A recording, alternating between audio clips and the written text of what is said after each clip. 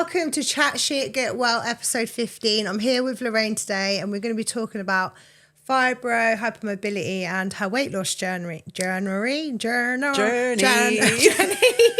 said fibro right and I said hypermobility, but I didn't say journey. Journey, the easiest word out of the whole lot. I've tried to practice those words as well because I can't do the full length version of fibro. But fibromyalgia. That's the one. Yeah. It's a lot of words. Syllables, that's the one. Anyway. Hi. So today we're going to talk to you because obviously me and Lorraine started working together recently. We have. And obviously I've heard about Lorraine's story, so I thought it'd be really, really beneficial to share with people how you were diagnosed and how that affected and how you've sort of overcome your diagnosis and what tools you've used. Okay. So if we start at the beginning, which is probably about after I had my fourth child. So she's nearly 10. So after I had my third child, who's 12, I didn't really pick up, but I just thought, oh, okay, I'll put on a bit of weight with my pregnancy. I'm really, really tired. I'm just an older mum. And then I had my fourth child and I just really didn't pick up at all. I couldn't pick up my daughter from her cot. I felt like I was going to drop her.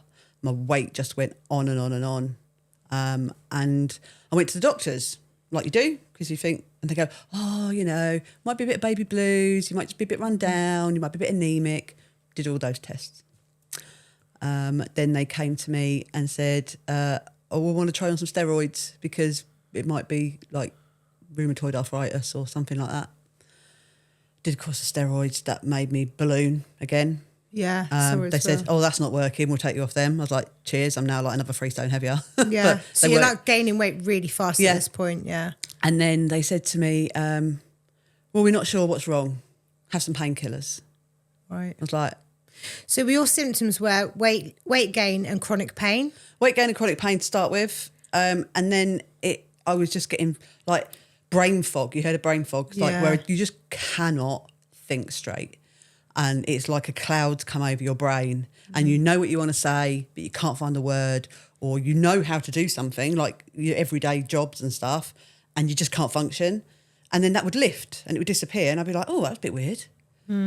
I felt like my joints were burning, that my muscles were on fire. And I weren't doing anything other than just being a mum. Yeah. You know, nothing that I hadn't done before. Nothing, hadn't changed anything. My diet had always been fairly good, you know, eat quite healthy. And yeah, it's just that. And the tiredness, it's not even like being tired. It's fatigue. It's full on exhaustion. Yeah. When you haven't really done that much. And yeah, I had never even heard of fibro. So the doctor kept saying, oh, well, we'll check in next week or come back in a few weeks if you're still the same. It might be a virus. It might be this, that and the other. And then they said to me, we'll refer you. And then we're talking 2 years down the line. So for 2 years I've been like this. Yeah. Gaining weight, losing my mobility, feeling really rubbish. Yeah. Went to see a rheumatologist and they use like a pressure point pain scale and they poke you in different places all over your body.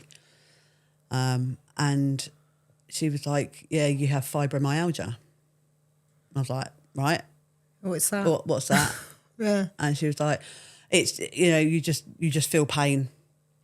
Fibromyalgia is pretty much when they can't put it down to anything else. There's no test for it. Yeah.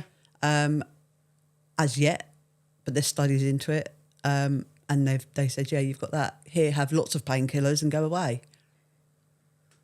Wow. That was it. And so I went home. That's it, yeah, and your life's over. You're just going to be on paid meds. Just thinking, yeah. What am I going to do? Okay, I've got this. And then the rheumatologist said to me, how long have you been hypermobile? When were you diagnosed? I said, I haven't been diagnosed. What are you on about? Yeah. Didn't even know. Didn't even know. And that's a whole separate condition. Yeah. But one can flare off the other. Oh, okay. So they linked? I think mine is linked. Yeah. Fibromyalgia is different for everybody. Right, okay. Symptoms are different for everybody. Yeah. Different triggers. Yeah. For different people. So you can't just say you have this and you're all going to be the same and you all have the same symptoms. Yeah. It's all different. What are the other symptoms of fibro? So, some people get upset stomachs, like an IBS kind of thing. Some people get stiffness in their joints. Some people get full body pain, headaches, dizziness. You can get like this brain fog. Yeah. Where you just cannot you can't function as a person. Yeah. And extreme fatigue is massive, but the pain is like something that you've never experienced unless you've had it. Yeah. Like there's a loads of pictures on social media and stuff where people have literally used makeup artists to show what it looks like if you could see it, because you can't see fibro. Yeah. And it is literally looks like you've been in a car crash. Wow. So if you imagine all the like the bone points of your like elbows, your shoulders, all your spine, if that's all black and blue full of bruises, you can imagine what that must feel like. Yeah. But there's nothing there to show for it. No. It literally feels like you've been hit by a truck. Yeah, that must be really, really challenging every day to deal It with is. that. It is really challenging, and I think it gets palmed off as other things quite easily and undiagnosed, and there isn't a cure for it. There isn't a cure. You know, there's not anything that you can't just take tablets and hope that's going to help you. They did with me. They sent me to the pain clinic, which there is a massively long waiting list for nowadays. And to be honest, I did 3 sessions of the 6 sessions that they offered me, because it was, in my opinion, it felt like it was just a waiting room full of people that were competing on how much meds they were taking and how much pain they were in. Right. Okay. And that wasn't helpful to me. No. What would they do at a pain clinic? Is it just trying to find more medication that works for you? That was one of the things. Yeah. They were talking to me about, you know, is your medication right? Do we need to up your dose? Yeah. And I was like, I don't want to be taking bottlefuls of medication. No. The side effects of those medication is probably worse than my fibro, to be fair. Yeah. And the long-term effects on your liver effects of and that are stuff crazy. like that. Yeah. Absolutely crazy. You know, there's some of them, if you're on them long term, they actually give you more pain. Yeah. So then you don't know whether it's fibro pain. Some of the medication that's out there is crazy when you read the side effects. And fibro, it can come in waves. I could have months and months where I don't have a flare up, and then I could have a few months where that's it. Every couple of weeks it'll hit me. Oh, okay. So it comes in. But that's my so fibro. it's, so you can have it where it's not constant. It comes and goes. Okay, So- well, I didn't know that. So, for example, one of my friend's husbands has fibro. In the winter months, he's much better. Okay. He's better in cooler temperatures. He's not good in the heat. Obviously, you know the heat we've had recently in the last few years. It's literally putting in bed. Wow. And with me, colder months are what kicks me off. Yeah. Like I literally feel like I'm frozen, but my muscles are on fire. Oh, wow. That's a really strange sensation. It is a horrible sensation, and it's like feels like crawling, creeping. Kind of sets my nerves off. So do they think it's nerve damage? Is it sort of a nerve problem, fibro? No, so it's a nervous system kind of issue. Okay. Where your pain gateway is open all the time.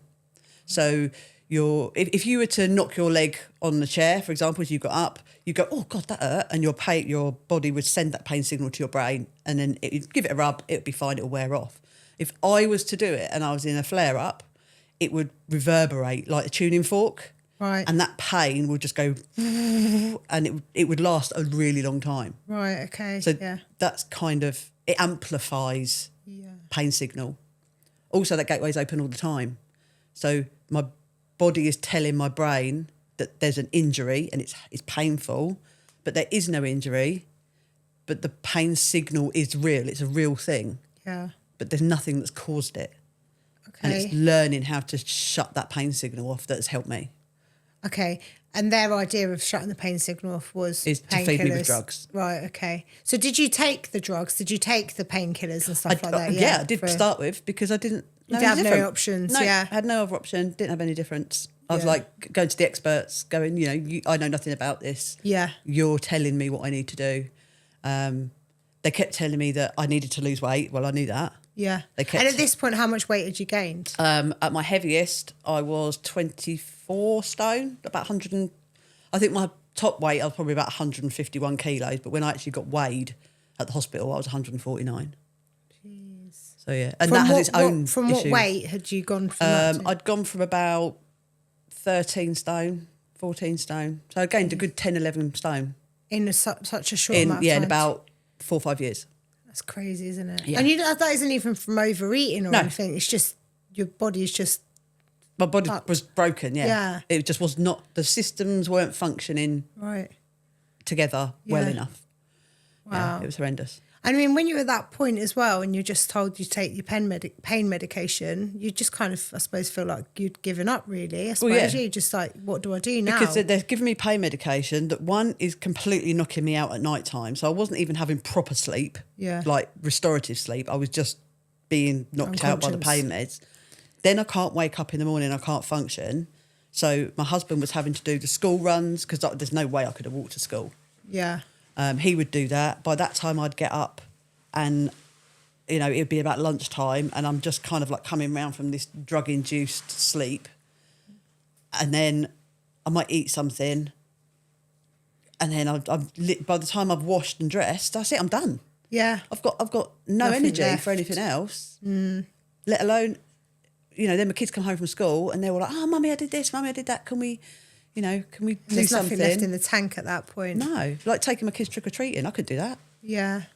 All those things that you take for granted as a parent, just literally taken away from you because you're immobile at that point. Yeah, I suppose, I did get immobile. Yeah. Like towards like the point before I decided that's it, I've had enough. I was immobile. You know, my husband was having to help me wash, which you do for your partner, you know, if they're ill and they need it. But I did not expect him to have to help me to wash. My daughter was having to help me wash my hair because I couldn't lift my arms enough to be able to wash my own hair. You know, I couldn't go up my stairs in my house in one go. Yeah. It was literally a few steps at a time. You know, I was spending probably 3 days out of the week in bed. That's existing. That's not living. Yeah, exactly. You know, and I was like mid-30s. So sad. It's way too young to feel that strain, isn't it? And also the family as well, you know, your kids and your husband. And no one really, they say they understand and they're like, oh my God, you know, I feel for you. But unless you have any condition with chronic pain and fatigue, you ain't got a clue. You never understand it, no. No. So how did you feel when you got the diagnosis? Did you feel like relieved you had a diagnosis? Were you frustrated? Were you like... A bit of a mixture of emotion, really. I was like, okay, so we know what it is. And then when I said, so now what? Yeah. Expecting either... An answer. An answer. Yeah. But I wasn't given any information. No information whatsoever. Do you think... I've done it again. I've just got mocker on my face. Do you think that's because it's such a new... Well, it's not new. I mean, how long has it even been around, the diagnosis? But, I mean, it's definitely become more known of in the last few years. I think it's because more people talk about it now. Yeah, there's more awareness. Well, that's what social media is great for. At least people are able to talk about it because it wasn't really known about before. But, and you do feel so isolated, like you're the only one. Yeah, and you must have felt like you were going crazy. Yeah, I literally did. There was one point before I had my diagnosis that I remember standing in my living room with my husband and he'd helped me out of the sofa and I just stood there and I couldn't support my own legs. And he was like, you're right. I was like, no. And I just burst into tears. I was like, what is wrong with me? Yeah. Because it must be terrifying. I'm thinking, am I imagining it? Am I just lazy? What's going on? But I know I'm not like that. That's not the sort of person I am. You don't choose to be lazy like that. Do you know what I mean? It wasn't a choice. It was taken from you. Well, I did adventure training before I had my kids. You know, I was always active. I helped out with Army Cadet instructors. You know, so you're always a physical fit person and stuff. So do you think the last pregnancy triggered something? So fibro can be caused by a lot of things. Yeah. It can be caused by trauma, like not just physical trauma, but mental trauma. Okay. It can be viral, like an illness. If you've had an illness, you can end up with fibro. Yeah. If you've had accident. So attack on the immune system. Attack on the immune system, just general illness can cause fibro or an amalgamation of all of those things. So it can literally come at any point of your life. And one thing you said as well, your friend's husband, I actually didn't know that men get diagnosed with it. Does that make me feel stupid? Yeah. Does that make me stupid? No, not at all. Why would you? Because most people that I know that have had it have been, well, all of them have been women. I didn't know that men can be diagnosed. It's the same old adage, isn't it? Of like a lot of men don't talk about it. A lot of men don't go to the doctors. Yeah, that's so true. Yeah. You know, his I believe from what she's told me is he got quite a deep infection. Right. And once that took a very long time to clear with abscess and stuff. And once that had gone, that's what triggered his. Right. Okay. He spent years and years. So does it have any do you have any problems with healing? In like, if you had an injury, would that take longer to heal because of the fibro or not? The injury doesn't take, for me, the injury doesn't take longer to heal, but the the sensations Okay. last longer. So Yeah. I had my knee operated on. I had to have my meniscus tear repaired and trimmed up. And it did take a little bit longer for the pains to subside and for like the sensations. Yeah. So, You yeah. had like an afterburn. Yeah, sort but of thing. the actual healing of that knee, The physical side of yeah, it was is fine for me. Yeah. So what happened? What made you start looking in other ways? Obviously, the doctors weren't giving you the right answers. That Well, you no, wanted they to were hear. just like, well, I lliterally felt like I'd been told, you know, this is your lot. Yeah. There's your you're stuff. done. We'll give you a diagnosis, have some pills, Yeah. on you go with it. And I was like, there's got to be more to it. And they just, every time, I think the thing was, every time I went to a GP about something, it was always, oh, well, that could be your fibro. Or it could be, well, that's because you're overweight. Yeah. I'm like, yeah, like I damaged my knee before I was diagnosed with fibro and before I'd put the weight on. And I'd been trying to get help with it. Okay. And I know a lot of people out there will have this, when they go to the doctor, the first thing they go is, oh, you need to lose your 3 pounds. Yeah. Right? No one ever looks at the cause of things. They just see that as a reason to push you away. Yeah. And so that was done beforehand. And then, so all the way through this, I was having more and more issues with my knee, which was making me more immobile, which again was making me put on more weight. So this cycle started happening when nobody would give me the treatment that I needed. So I was like, right, okay, everyone keeps telling me that all of this pain is probably due to my weight. Right, I'm going to do something about it. Yeah. Because I was like, I don't want to be asleep for 10 hours a day, like in the daytime as well as at night time. I want to be able to function. I want to be able to do things with my kids without going, actually, mummy's not having a very good day today. Go and ask daddy. You know, we all want that for our kids. Of course, you know, at such a young age as well. And then when I got 2 older children that, you know, at the time they were like 13 and 17, I think they were, they ended up caring for me. Yeah. You know, yeah, no mum. you expect to do it for your parents when you're like, I'm 47 now, when you're older, you expect to look after your parents. Not when they're in their teenage years, having to come home from school and do dinner because I can't do it, or, you know, look after the little ones and clear up because I can't do it. That's no way to live. Yeah. Not in my, I weren't happy with that. So So you're I just dealing went, with a lot of guilt as well, Yeah, as well as oh, being don't talk very about the sick. guilt. Yeah. that's horrendous. Yeah, I can imagine. But I sat there, I was like, I was nearly 40. I was like, right, potentially, if I have a fairly good length of life, I could be like this for the next 40 years. Yeah. I was like, do I want to sit in a chair on drugs, prescribed, Being cared for. for 40 years? Yeah. I was like, nah, No. I need to find another option. So, like I said, everyone was telling me, it's because of your weight, move more, eat less. Oh, I fucking hate that sentence. Oh, yeah, I bet. Because Right. when you physically can't move more, how are you meant to lose weight? And if you've got half a stone to lose, you're fairly fit, quite healthy, changing a little bit of your diet, putting out a little bit more energy, brilliant, that'll probably work. You know, in fact, that will work. Yeah. But when you have a chronic pain condition or any disability, physical or mental, just telling someone, oh, just go for an extra walk. I couldn't walk up my stairs. Yeah. I couldn't walk from my living room to my kitchen. I literally would sit in an office chair to go from the washing machine to the tumble dryer. So not because What I could was you do? lazy, Yeah. because I couldn't do it. So I just went, no, I've had enough. I'm not going to be like this for 40 years. So I went to my GP, who told me that unless I was diabetic or had cancer, they couldn't refer me to a nutritionist because there was no funding.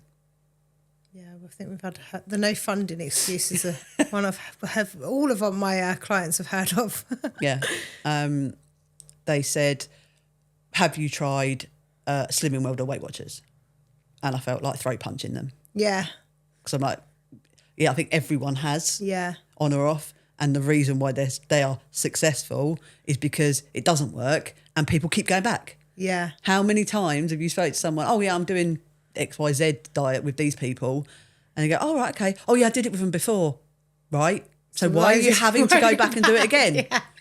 Obviously, you didn't learn anything. Obviously, they're just taking your money each week. Yeah. And it's rinse, repeat, isn't it? Yeah, yeah, yeah. As soon as you come off of it, Yeah. It's not about being on or off. Yeah, the Slimming World diet is one that just doesn't make any sense to me at all. It really doesn't. It doesn't. It literally, it gave me, and obviously when I went through to go into the obesity hospital, majority of people that were in there under the care of specialists had been through that process and were diagnosed with binge eating disorders. Yeah. Because they literally had the understanding and had to unlearn that, no, you cannot eat a great big plate of pasta. No. 3 times a day, 7 days a week, and it be free. I'm sorry. It's not encouraging good eating habits. It's not encouraging good eating habits. And not eating from the right food groups either. So you're eating way too much carbohydrates. There's no variety. Fruit, vegetables and stuff like that. It's not good for your microbiome. No. It's just absolutely not. Yeah. So I had to unlearn all of that. But the doctor wouldn't refer me. He said, well, I suggest you do something like that, because the only other option is weight loss surgery, and then you won't be able to eat normally ever again. Yeah. Which is the worst advice anyone had ever given anybody, especially coming from a professional. Yeah. That was massively uneducated sentence he gave to me. Yeah. Unfortunately, it's down to the individual sometimes. So I struck a deal with him. Yeah. I said to him, right, okay, I'll see your Slimming World and I'll raise you a referral. Yeah. Right. I went, I will do Slimming World for 12 months and I will record it and I will be back here in 1 year and I will come and see you. If it works, fantastic. Thank you very much. If not, I want you to give me my referral. Yeah. And he couldn't say no. Yeah. Well, no, you've done what he's given you the advice to do, isn't it? So that's probably my best piece of advice when you go and see a medical professional, is whatever their boundaries are, whatever hurdles they put in front of you, say, okay, go away, jump the hurdle, come back and go, now what? Yeah. You need to put your cards on the table. Exactly. As well. So that's what I did. So I went and I did it religiously, absolutely religiously. And I lost and gained the same stone in that year. Like, I'd put on 2 pounds, I'd have a pound off, then I'd stay the same, and then I'd lose half a pound. You know, to be fair, I probably just went for a really big piss. Yeah. I mean, most of it's water. Yeah, exactly. Most of it's water. And like tracked it, and they were like, oh, well, maybe you need to eat a bit more. Maybe you need to do this. Maybe I'm like, what, you're just pulling things out of a hat now, throwing them at me and hoping it sticks. So I was like, no. And the whole group therapy thing works for a lot of people to talk about it, to feel like they're not the only ones. I'm not knocking that whatsoever. But to sit and watch people feel guilty for having a glass of wine at a celebration, or, you know, having a biscuit with their children at a picnic. Oh, you put on a pound because I had half a sausage roll. No, you didn't, Sharon. No. You know, that's not why you put on half a pound. Yeah. It's because you're not eating all the other things that you need to eat. Your systems aren't working properly. Yeah, they're not. So that, apart from irritating me for 12 months, I had my data. Yeah. And I went back to him and I said, there you go. Now what? And he was like, okay, I'll do your referral. Oh, at least you got what you wanted in the end. I got my referral, and they referred me to the National Centre of Obesity Research at Luton and Dunstable Hospital. Okay, wow. Because that's where I didn't even know that existed. No one does. No. So what sort of weight category do you need to be in? Oh, I suppose on the BMI, is it? The BMI scale? Well, this is the thing. So they say BMI, but like NHS is like outruling that. Okay, at the moment. That's good. That, like, with a health condition, in order to be referred for a gastric procedure, you have to have a BMI of 35 or over. If you don't have any medical conditions, then I think it's 38. Okay. Maybe 40. Yeah. But it has to affect your daily living. Yeah. So, I mean, unfortunately, most people that are overweight are looking at being pre-diabetic nowadays. And that in itself is a tick in the box, so to speak. And I went there, and it's not, a lot of people think that it's a case of you get referred, you say, I want to have a gastric surgery, please. They say, okay, then here we go, we'll sign you up. It took me 4 years from that referral to get my surgery. Yeah. I mean, it's not a cheap surgery, and I know the NHS wouldn't rush people into it unless they and fully... it's serious procedure. Yeah, it's life-changing. Yeah. 'Cause Like, but it's a dangerous procedure as well. Yeah. Especially if you've got other conditions and you're overweight going into surgery and having general anaesthetic. It's not something that you should take lightly. Yeah. Did they expect you to lose some weight by yourself before you went into the surgery? So the whole procedure was I went in and I had a consultation. Then I was assigned a bariatric nurse who I would have to see every few weeks. I'd have my blood pressure done. They take all my vitals and my weight and stuff. And I had to do a food diary. And then the second time I went back, they put me on a milk diet. Yeah, I've heard of this one. Right, so the reason people do a milk diet is it's a liver-reducing diet. Oh, okay. Okay, LRD is what they call it. And it's used for patients that need to have any kind of abdominal surgery because it reduces your liver so that it can be moved out of the way so that surgery can take place. So people that are overweight, if they've got an enlarged liver? It's huge. Oh, The majority of people have a fatty liver. It's called fatty liver syndrome. Right, okay. A lot of people that aren't overweight can have fatty liver syndrome because it's the internal fats from their diet. So they do this, and I had to do it for 4 weeks. Just milk? It was 4.5 pints of semi-skim milk. I was allowed 3 sugar-free jellies a day and a cup of Bovril. That's commitment. That is full-on commitment. I think there's a few reasons why they do it. Yeah. I think one is to see that you are dedicated. Yeah. Second one is to see if your body can actually physically lose the weight. And the other one is to kind of, it dramatically drops your sugar levels. Okay. So if you've got a diet that's high in fat, high in sugar, it will reset that system. Okay. But it should only ever be done under the supervision of a professional. Yeah. Like, because the side effects to that can be really bad. And I was monitored really closely while I was doing that. Yeah. So, and that was, because you have to do that at the end. So before your surgery, I had to do that for 2 weeks before my surgery. Okay. But even on that, I only lost 6 pounds. So you'd expect to lose so much more, right, from that? You would. Yeah. But the systems just weren't working at all. Yeah.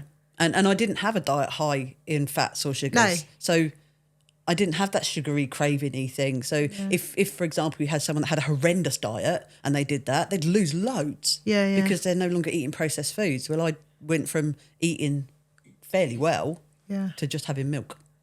Yeah. And apparently I smelt funny towards the end of it. Oh, I bet, yeah. Like, you know when you've got a newborn baby and you smell their head? That milk smell. Yeah, yes. I like that smell, actually. I smelled like milk, which was a bit baby weird. Milk, yeah. Nice. That was hard. It was hard. Yeah, really no, hard. I mean, it sounds like, 4 years of going through all that just shows how desperate and how committed you were to having a better life. Yeah. So I think a lot of people think you just go to the NHS and you go, I want a gastric band, and they just go, oh, it's very difficult to get. It's very easy to get abroad now privately, but it is very easy. Yeah. But it wasn't just about the diet that I had to support with. Like, the NHS provided me with like a psychologist. Okay. So that I had to go through therapy. To go through therapy, to ask about any issues that I had with food or what my triggers might have been. But I wasn't really an overeater. Yeah. If anything, I was an undereater. Yeah. And undereating is just as damaging as overeating as well. Like, and it was not eating enough was what probably caused a lot of my weight gain. Yeah. Because my systems weren't working properly. My body was literally hardly having enough to function at rest. Yeah. So I definitely didn't have the energy to try and do anything. People and then I need couldn't to realise that it's not just weight gain isn't just because everyone's being greedy.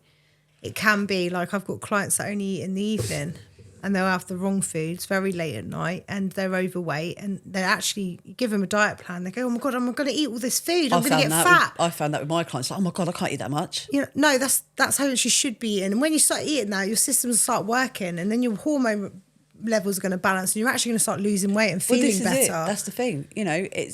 They provided me with all this information, and then they said, right, okay, we want you to try this diet, and then we wanted you to try this one, because they wanted to see if I had any food intolerances. They wanted to see if there was something that was triggering all of this, which was really helpful. You don't get that if you go private. No. Not if you just go, oh, I'm just going to pay for it. Yeah. And then it was deciding which kind of weight loss surgery was going to be right for me. Yeah. So which one is it you went So for? I had a bypass. Bypass. So that is where my stomach has been made into like a small pouch, probably about that big. Okay. And it's the lower intestine goes straight from my stomach straight into my lower intestine. So Okay. the part that absorbs all the fat and nutrients and stuff is bypassed completely. Right. So I have to take lifelong daily multivitamin and mineral complex. I have to make sure that my protein levels are high. Yeah. I have to make sure I'm hydrated and stuff. So what's the difference between the sleeve and the bypass? So the sleeve is where everything else from like the stomach down is all intact. None of Okay. that is touched. And the stomach is made into like a banana shaped funnel, basically. So a sleeve will restrict the amount you can eat at any one time. Okay. And so that's kind of people that used to eat a lot, it's very helpful for. Okay. Whereas mine, it helps with, obviously I can't eat as much all in one go. Yeah. But it's the process of digestion is a lot quicker. Okay. And my body doesn't absorb the fat from food because it bypasses that bit. Bypass that. Okay. There are side effects. Yeah. Yeah, massive imagine, side effects. So if I have anything that is too fatty or too oily and it goes directly straight into my lower intestine, then I am literally on the toilet for hours within 20 minutes. Yeah, I've heard this. I've heard this. It's awful. Yeah. One of my friends It's actually like had, acid. I think she had the same as you. She was obese and she was in hospital for about 3 weeks after she had the bypass because she kept eating stuff she weren't meant to eat because obviously our old habits hadn't changed. And she said, I want to die. She said, I'm just in so much pain. She goes, and I don't want to do this. She goes, I don't know why. She regretted the surgery because at that point she'd regretted the surgery because she hadn't sorted the habits out and she'd caused herself so much pain. And she was like, I just want to eat my food. Like she'd missed that because she had a bad diet. That's why she was a big girl. She was like, I miss that socialising. I miss that like enjoyment from food. She was just really, really depressed. She went to a really dark place. So the side effects that they are massive. Now she's thriving. You know, she's had the therapy now post thing. But I think, like you say, having the psychologist or having someone before you go for the operation is really important because you're going to change. So it's just because you have this psychologist, you have to be completely honest with them because there may be issues that they want to address with you. It doesn't mean to say that you won't get your surgery. It just means that they will address those issues before they refer you on for it. Yeah, and you just have to take it with both hands because that kind of therapy doesn't come cheap and it certainly doesn't come around very often. No. And then they clear you for it and, you see the anaesthetist and off you go. But, with the bypass, I literally stuck to everything religiously, you know. They tell you not to drink for at least, like alcohol, for at least 12 months. 2 reasons, really. One, you're still healing internally. And secondly, your body, especially with a bypass, it processes the alcohol really quickly. So if I was to have 1 glass of wine, like a normal standard pub measure, that will hit my liver quickly. Yeah. It will hit my stomach really far. I'm really cheap date. Yeah. Like one glass of wine, it's like I've done a bottle. Yeah. Wow. Yeah. But in the same breath, I sober up really quickly as well because it's gone. You like literally pass it through so quick. Yeah. But it's like, foods and stuff. Like I love salmon. Yeah. I can't eat it anymore. Oh, because of the fats. Because it's quite an oily fish, even though they're good fats. Yeah. I can't stomach them, which I hate because I really love salmon. Yeah. You have to get scampi fried. It's not salmon. What about scampi? I can't eat any fish. No, you cannot. No, I used to love fish. Yeah. I can have prawns, but no. That's the thing, you can't take it lightly because it's such a big surgery and it does change, what you can do post surgery. But for you, I mean, it's been life-changing, right? It's been completely life-changing. In a positive. And that doctor saying to me, if you have this, then you'll never be able to eat again. You'll be on liquid diet. That was the worst information he ever gave me. Yeah. You are for about 8 to 12 weeks. Yeah. You have, it's like weaning a baby. You've got a new digestive system. You've got to wait for it to heal. You've got to introduce food slowly. Did you find that you were hungry post-surgery or were you... No. So, I mean, as much to say you're only on a liquid diet, you're not like craving it as much anyway? Not at all. Yeah. And I probably eat more now than I ever did before my bypass. Yeah. I have to eat little and often, and I definitely eat better now. Yeah. make better choices. Yeah, more, better choices. more Because informed I as have well. to be. I have to be aware of what I'm eating because, like, the side effects, the ramifications of that. Yeah. Are How long has it horrendous. been since you had the surgery? August 2019. Okay, so 5 years. Mm. And what was the recovery like? With my fibro, it kicked off a flare up. Okay. But like, it's weird because you only have, like I've said about the pain pathway, and it's open all the time. The most intensive pain will take over. Right. So when I've had surgeries, that's really quite a painful thing. Yeah. So that kind of puts a lid on my fibro pain. Because it's like, no, you're not strong enough. This pain is stronger. We'll deal with that. So I could take painkillers and it was functional. Yeah. I think healing process for internals is probably, it was a good 12 weeks before I could have solid food. Yeah. And then it's trial and error. But moving around and stuff, probably about 8 weeks. I because of my weight and because I was immobile anyway, I probably spent about 2 weeks where I'd be mostly in bed, but I'd get up and move around because of like risk of blood clot and stuff. Yeah. But I was exhausted and I'd go back to bed again. Yeah. It's not just a nip over to some foreign country, have it, come back, have a week off work and crack on. No. I mean, at that point as well, when you've had the weight loss, you've had the bypass, but you're still obviously carrying that weight at that point because you haven't still carrying lost at that it. point, yeah. Yeah. So how fast did the weight come off once you've had the surgery? Oh, blimey. Probably, it was quite quick. I think the sleeve is a faster process. Okay. Which personally wasn't for me because that has its own ramifications. If you lose weight far too quickly, then you end up with like hair loss. You can end up with like your skin drying out, like nails breaking, teeth crumbling. Yeah, because you're losing it too quickly. Yeah. But it was, I'd say within the first 12 weeks, I'd probably lost about 2.5 stone. Wow. And That's a then lot. it kind of plateaus out a little bit, and then it moves on, and then it plateaus out a little bit, and then you lose a bit more, and then the last probably does about 2 years, and then it starts to ease off a little bit, and then you maintain it. Yeah. So I lost just over 10 stone in total. In 2 years. Yeah, about 2.5 years. Jeez, that's a whole person. It's a whole person. It's a whole person. But I didn't just do it with the weight loss surgery, and people think it's a magic thing. Oh yeah, I'll have this and it'll work and it'll come off and I'll be right again. Because it's not, it's just a tool. Yeah. And that tool stops working after a certain period of time, and then you have to implement everything that you've learned in order to carry on. You can put the weight back on, Yeah, right? yeah. If you don't, 'Cause you can stretch it out. back out. Yeah. So if you don't implement those changes, and you can just going to reverse all the work that you've done anyway. And you have to listen to your body. Yeah. You have to listen to it. Like when you're eating, you have to go, oh, I really want the rest of that, but actually I'm full. Yeah. Whereas beforehand, I'd go, I really want that because that's really nice. Yeah. And I'd just stuff it in and then go, oh, into a carb coma for like the next 2 hours. Whereas now, if I was to eat it, I'd be like, oh, no, I can't have that. You know, it's got so many more implications as well. And it like sits here. Yeah. And it literally feels like reflux. and you can feel it going down. And you're like, oh, I've had too much. Yeah. But I used exercise as well, though. Yeah. So how quickly was it when you started to get back into the exercising after you'd done the surgery? So I actually did it before I did the surgery. Okay. So going back to after I decided that I was going to do all of this, and they kept saying to me, you need to do more exercise. No one ever told me how to do it safely for me. I want to point that out. Yeah. Okay. Mm-hmm. They always tell you to do it. They never tell you how to do it for you, because what might be right for you wouldn't be right for me. So I decided to do a little bit of research, and I asked to be referred to the physiotherapist at the hospital. So they referred me. I was really lucky I got a referral. And this was on the days where you could actually see a physiotherapist, and they didn't just talk to you on the phone and give you a sheet of exercises. Yeah. So I went to see them, and I was very lucky in the fact that the physio I saw had done a paper in their degree on fibromyalgia.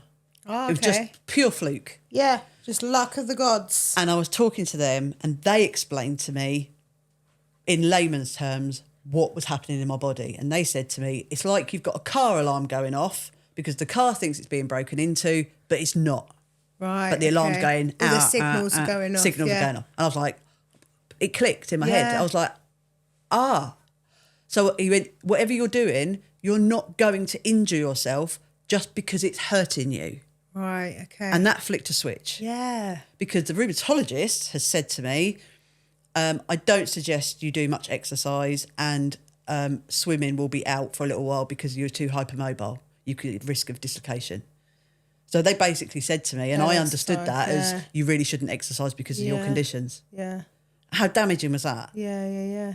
And that little bit of advice just, changes everything. It changed everything. Yeah. So when they said that to me, they said, oh, actually, you're eligible for hydrotherapy. Which is water therapy? Water in exercise, exercise in water, right? And just gentle movements. So I was like, oh, that's fantastic. So they went off and they come back and they went, we're really sorry. I was like, what's the matter?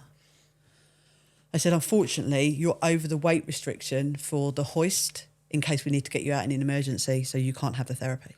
Oh, no. So the weight was, I think it was 20 stone, and I was 24 stone at the time. Oh, no. So the one therapy that could have helped me lose weight was stopping me. I wasn't allowed it because I was overweight. Too big. So again, it's another vicious cycle. Yeah. And it just seemed that every time I tried to do something, the door was shutting in front of me. Yeah. And no one was there to help me. So I was like, right, okay, I have got to take my own responsibility for this. And I joined at it was DW at the time. It's down the gym with the pool down by Asda. Yeah, I know you mean. Yeah. And now, gym anxiety is a massive thing that so many people have. Oh, yeah, I can imagine. Now, honestly, imagine me. I mean, it's all documented, like, on my Facebook. Yeah. Like, I've purposefully documented it.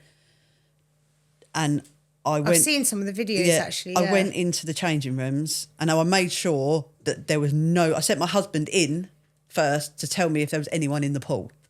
And he was like, there's no one in the pool. I was like, right. It took me half an hour to get changed. One, because I needed his help to help me get changed. And because then I sat in the changing rooms crying, thinking, I don't know if I can do this. Bearing in mind I'm on crutches, right? So I managed to get myself to the pool. My husband helps me into the water. And I was like, right, I'm here now. I've got to do something. So I just walked a width. Yeah. And I was fucked. I bet. I was knackered. So I sat there for another 10 minutes and then I walked the width back. I got out. It took me nearly 40 minutes to get dried and changed. I went home. I slept for the rest of the day and that put me in bed for 2 days. Yeah. But when I got better again, I went back and I did it again. Yeah. Just little baby steps, basically. Baby steps. Yeah. And it was movement. The physio had given me some movements to do and they said, if you can do it in water, it will be better for you. It's not weight bearing, is it? Not weight bearing. Yeah. So that's what I did. Yeah. And I just did a bit more and I did more because I thought if I'm going to have a major surgery, I need to be in the best physical health I possibly can be in at this time for me. You know, I'm not going to be an athlete. No. You know, I'm not going to be super fit. I don't plan on running marathons, but I need to get as good as I can get. Yeah. Beforehand, not wait till afterwards. Yeah. Because that gives you, one, a better chance of survival of the surgery because it is very dangerous. And it gives you a better option of recovery for going through all these things like afterwards. So I was like, right, I'm going to do that. So that's what I did. Right the way up from I think it was the January, February time, all the way through till the August when my surgery date came through. I did that. Yeah. And then after about 4 months, my husband said to me, why don't you come in the gym with me? I was like, oh, I don't think I can do that. Yeah. He's like, you've been doing really well. Just do some banded movements. So I was like, okay. So put my big girl pants on. Yeah. And he came with me and we went, like, literally, it was like 20 minutes before closing. There was no one there. Yeah, best time to go. And I was literally like just doing some banded movements that my physio had shown me. And again, I was absolutely knackered. Yeah. But a couple of days later, I did it again. Before I knew it, I was going twice a week, just doing those. And then he was like, you know, then my surgery came up and I did that. And then as soon as I was recovered from my surgery, I did the same thing again. I started at the beginning by going in the water. Yeah. And then I just built it up again. Yeah. That's a good thing you've made a point of saying that understanding that you're not going to be able to go running on the treadmill and having that. No. and actually having that option to think, actually, this is how I can do it, giving a pathway into getting better. That's it. Because I do, obviously, when you're looking, you feel, if you're really, really overweight and you're thinking about going to the gym, going on a spin bike, it's not going to happen. Well, this is it. What is the first thing people think when they say, oh, I need to go to the gym? Oh, I need to do 20 minutes on a treadmill or a cross trainer. Literally. But when you're carrying probably more than 2 or 3 stone in weight, the impact that has on your body is immense. Yeah. And joints and that's it. And on your joints, and especially like where I'm hypermobile, it's not good for my joints. Yeah. Because they're so unstable that it's all I'm going to do is impact, like literally impact my joints all the time. Yeah. So, lifting weight and moving things is what helps me build my muscular strength now and combats my hypermobility, because my muscles are now doing the jobs of my tendons, because that's a whole different condition. Yeah, I mean, you've made your journey from doing really, really basic, walking in the water, banded movements, to now doing your strength training and stuff. And obviously now you're actually a coach yourself now, which to help people. I am. So when I was looking for somebody, when I got to the stage where I was like, right, okay, I'm confident, a bit more confident in myself. I need some professional help, right? So I looked around for some PTs to see if I could get somebody that could help me, that would understand my conditions, or had even heard of my conditions. And that was the first barrier. Was trying to find someone to say, when you fill in your PAR-Q form and you're like, do you have any health conditions, you take the medication? Yeah. Oh, what's that then? Yeah. I was like, well, it's this. It affects me these ways that we've explained. And, I don't know much about that. I was like, maybe you're not the person for me. Or if I said I've got hypermobility, they're like, well, what's that then? You're a bit flexible. I went, no, I'm not a bit flexible. I'm too flexible. Yeah. So range of motion, my range of motion is huge. And what I actually need to do is restrict my range of motion, not make myself more flexible. As a PT, that's like, you're doing the opposite of what most people need. Yeah. And so you need like a level 4 coach sort of thing. Well, this is the thing. So I couldn't find the person that I needed, or I thought I found a few people, and they're very good at what they do. Don't get me wrong, but it wasn't when I was going, actually, that's really painful. They're just, oh, come on, you can do it, which is great. But I wasn't doing it because I was lazy. To be fair, as a PT, we're taught to do to most people. I couldn't do it because my fibro might be flaring up. And my muscle is actually on fire, not because of what I've been doing, but because it's just on fire. Yeah. So I needed someone that would understand that I might need a longer recovery period in between things. I might need, it might take me longer to get to where I need to be. It's not going to be a 6-week shred or, it's a lifestyle change I'm looking for. So I was like, I can't find anyone that understands what I'm doing. So I was like, right, I'd had a bit of a previous background like in adventure training and instruction and stuff. So I looked out and I was like, right, I'm just going to have to help myself. So I put myself through my level 3 PT course. I already had my anatomy and physiology, already understood about all these different things. I was like, right, let me see if I can help myself by doing it. So that's why I did it, to refresh myself. And then obviously I'm looking, and anyone that's like a level 3 PT should know that if you get people with certain conditions that are outside the range of normal, you need to refer on because it's not your understanding, your level of expertise. And then I realised that there was only 10% of PTs in the country that have a exercise referral therapy qualification, which is what I needed. I needed to find someone that did that. And I didn't know anybody. So I did that. Yeah. So that made you who you needed. Yeah, I did, yeah. Yeah.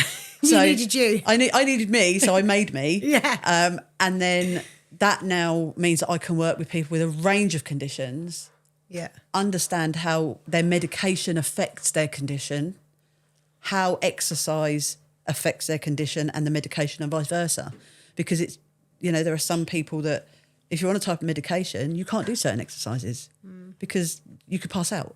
Yeah. You could, you might not feel the pain you're doing. You might not be able to relate to these things, or it could set you off once you get home, So, I became that person. It's a lot more in depth, isn't it? Than just a regular person training and coaching. And, I could take on clients left, right and centre that just want to get ready for summer and just want to be a bit fitter. Hard girl summer. And my clients are hard girl summer. I could do that and I could fill my books up like day in, day out. Yeah. But I don't. I work with people that have existing medical conditions that are or might be have a few niggles from an injury or who are looking to have surgery or recovery from surgery because they want to maintain or improve their daily living. Yeah. Because being able to walk up the set of stairs in one go was life-changing for me. And I didn't do that overnight. That was at least a 6 to 8 month process. Yeah. And I think once you realise that you're doing these things to be able to function as a person, to reduce your medication, to manage your symptoms, because to get your life back, I suppose, when you've got these diagnoses, they're not going to go away. No. And if you don't maintain a certain level of strength and fitness, you will have the worst of symptoms. Yeah. So that's completely where I'm at. Right. Yeah. So, and the good thing is as well is obviously you having the experience with having lived with the conditions and similar, other medications and going through surgeries and recoveries and obesity. You're not just reading it from a textbook. No. And it's the mental side of it as well. Like when you have these physical conditions, the mental trauma. I think that's the worst bit, to be fair. That can give you that realisation that you're like, I could be like this forever. And you have to go through a grieving process for who you were before diagnosis. Yeah. And I think that's the big thing that I do with a lot of my clients is I always say to when I have I offer a 30-minute free consultation and we have a chat. And I think if I don't make you cry in that 30 minutes or just after it, you've not been honest with me. Right. Because I really make them reflect on who they used to be. Where they want to get back to. Where they want to get, or not even get back to. Yeah. It's like, it's knowing what you used to do and who you used to be, recognising and accepting where you are and what's got you there. And then once you've done that, only then can you move forward and go, actually, my priorities are different now. I'm not worried about wearing a size 10 pair of shorts in the summer. I just want to be able to go for a really long walk. Yeah. Yeah. And when you start doing it for health reasons and mental health reasons and to be physically strong, weight loss becomes a side effect of that. That's so true, yeah. It does. I think when you have weight loss as the main focus, it's however much you feel that it's your priority, it's never as important. No, there's a lot of... It's very short-lived, a little bit of weight loss. It's the rest of it. You can lose your weight and you can still feel like absolute crap, even without conditions and stuff. But, experience, you can... If you're not well within, then... Well, then you end up heading towards all these conditions, And as a woman in my 40s, I'm now thinking about not necessarily my weight, but osteoporosis, I'm thinking of like perimenopause, now, thinking about all these other things. Being a woman sucks, doesn't it? If I don't start doing it now, I'm going to have to start trying to combat the symptoms of these things later, and that's so much harder. Yeah. And it's great having that education now and knowing that, you can prevent these symptoms before they start, rather than dealing with that mindset that we all seem to have. We deal with it once we've gone through the process of having all the symptoms and stuff, So, it's definitely a good way to look. Now you made me think about it. Excellent. I have to come see you for some sessions. So it's like prevention is better than cure. Because if you're trying to do it after the event, you're constantly chasing. Yeah. To get back to where you were. If you've got the slightest inkling that something's not quite right, go and see the medical professionals, get as much education as you can, and and do your own research. Come and see people like me and you know, because people think that private healthcare is something that costs hundreds and hundreds of thousands of pounds, but we're private healthcare. Physical trainers are private healthcare, physiotherapists are private healthcare, sports massage therapists, health. Breathing techniques, all of these is private healthcare, and sometimes you can have a session for as little as like 30 quid. Once a month. It can just be literally just such an informative hour of your life just to give you some tools, and free tools as well. Tools you can do at home, things you can do out with the kids, like things like that are going to change your well-being and how you feel. It's like my process with my clients is not, you need to stay with me forever, because if you stay with me forever, then I'm not doing my job, to be fair. You come to see me. I only have an attention span for about 6 to 8 weeks, so it's like you come and see me. I teach you what you need to know. So I can get you to the point where you're confident. You can go away, and maybe you might have a program from me once a month. You know, so that's my end goal, is to be able to program you to be able to go anywhere you want to go, do your program, it be progressive to keep you where you are and maintain your health. Yeah. That's my aim. Yeah. So it's not a long-term expense that you're going to have to pay for 2 or 3 sessions a week. You know, some people can't even get out of their home. So health is wealth, and so invest in yourself is really important. I mean, what we're talking about, 1 Nando's a month to have 1 session. Yeah, exactly. It's not a massive ask, is it? No. Or how many of these? I mean, how much is a coffee these days? this A is it. fiver, isn't it? Yeah, it's like £7, That's I think, 2 15 coffees. minutes. That's a 15-minute consultation. Yeah, exactly. Yeah, no, 100%. Well, thank you so much for coming. You're welcome. I'm going to put Lorraine's stuff in the YouTube videos and on our socials as well. So reach out. Obviously, Lorraine's really, really, really such a lovely person to talk to. Really down to earth, speaking from experience. Thank you. You haven't got anything to be worried or embarrassed about. She's such an open person. So I really encourage you, if you're in a really bad place at the moment and you need someone to sort of guide you, it's a free 30-minute consultation. You're not at any loss to reach out. So do it today. And thanks very much today. You're very welcome. All right. Thanks for the coffee as well. It's very nice. You're welcome. Cheers. Cheers. Thank you.